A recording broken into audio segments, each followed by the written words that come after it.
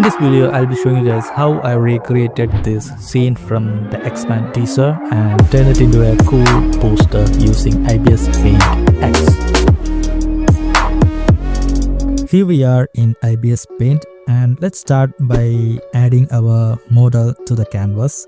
And by the way, if you want a tutorial on how to create poses like this, check out this video, link in description. Now let's turn on the ruler, so we only need to draw on one side and it will automatically mirror on the other side. Let's start making a rough sketch of the suit like this. I have taken reference from many images for the suit and I'm not going exactly how it looks in the movie, but still I am keeping the iconic design. Now we have a rough sketch of the suit and next we need to make a clean cut of it. For that, I'm using the special tool Lasso Fill. It gives you more control over the lines and give you a perfect result.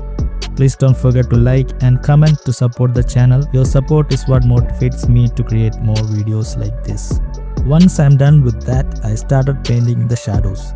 This is what gives the image a 3D look. Since the lighting is coming from the top, I'm painting the shadows on the bottom areas like this. On the top of that, I used the airbrush to add more shadows.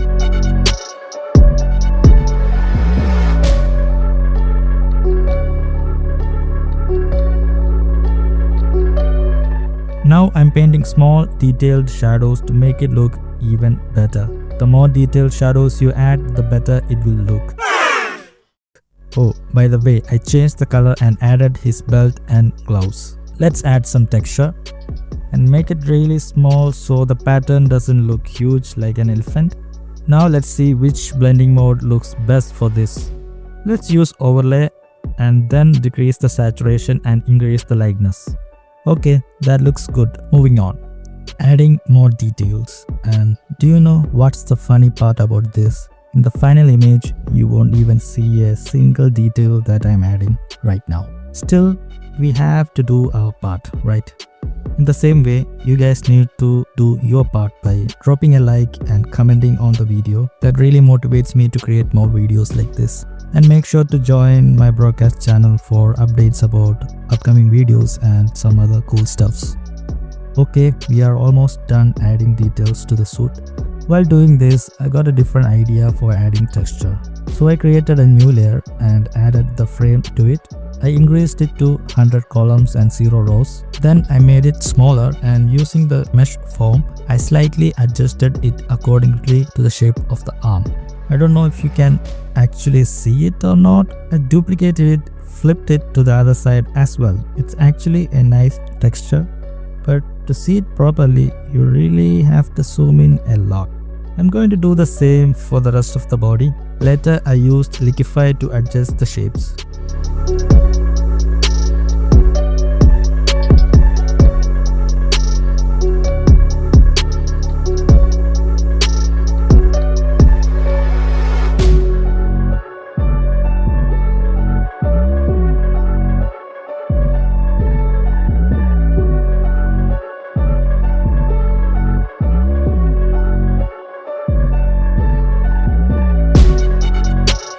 I created the design on his chest and continued adding more details the same way.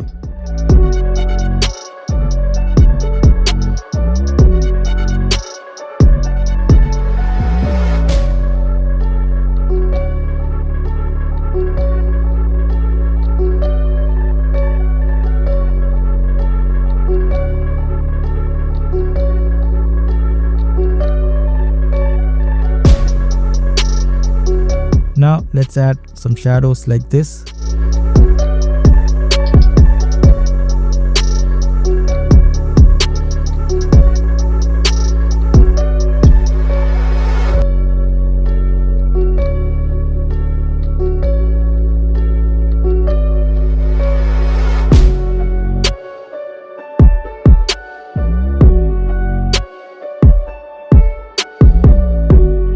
Let's add his head. By the way, this was a screenshot from a YouTube video. Let's remove these unwanted areas like this. Okay, his head looks really big. Let's adjust his head really quick, painting in more shadows around the neck area. Now let's create the X on his chest. By the way, check out my other videos if you are seeing my channel for the first time. Let's place it in the center like this and remove the unwanted areas, adding more details so it looks cooler, painting a little shadow on the bottom portion to give it a 3D look. I guess our character is almost ready. By the way, I didn't add any details to the feet because it's going to be dark anyway, so I thought I will leave it like that. Now we need to create an environment for him, the same one we saw in the teaser, with so much of smoke and fire. It will be really cool, I guess. To create the environment, we first need a foreground. These are the elements that are closer to the camera and slightly blurred, so it gives a sense of distance. Then we have our midground where our subject will be placed. This area will be more focused and there will be few destroyed buildings remaining and other elements to fill the scene.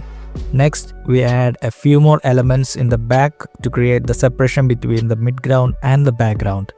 Talking about background, last but not the least, the background, obviously. So these are the main elements that gives your environment that cinematic look. Keep this in mind.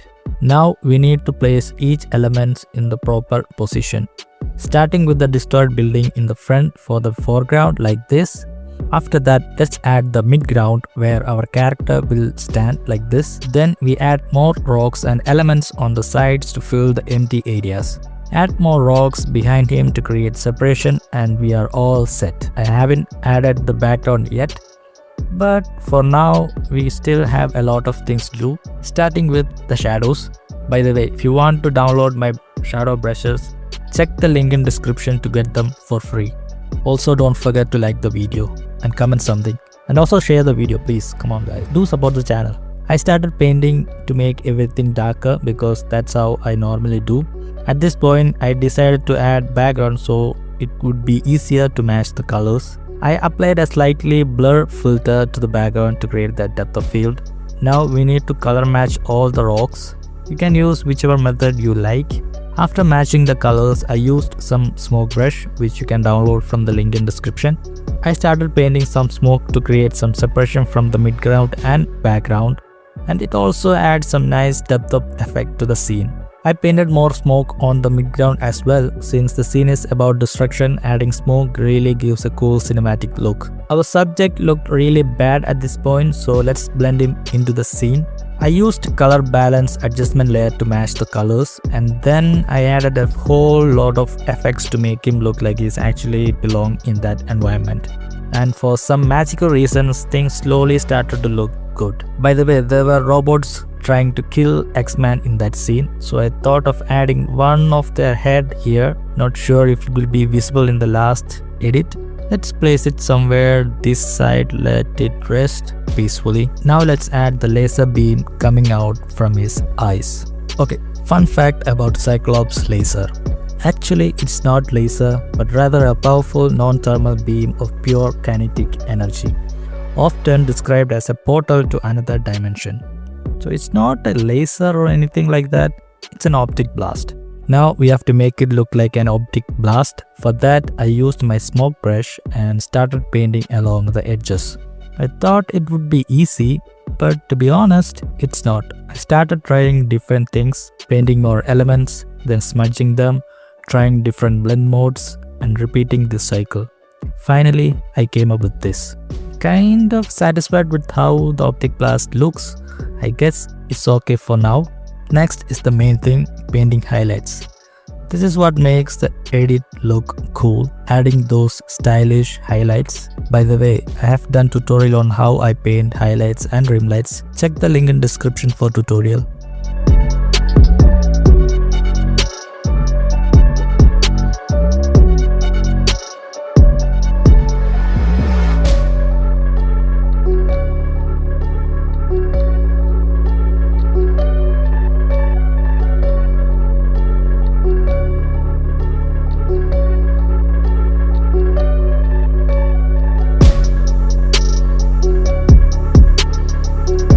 We need to paint the same lightning on the surrounding as well.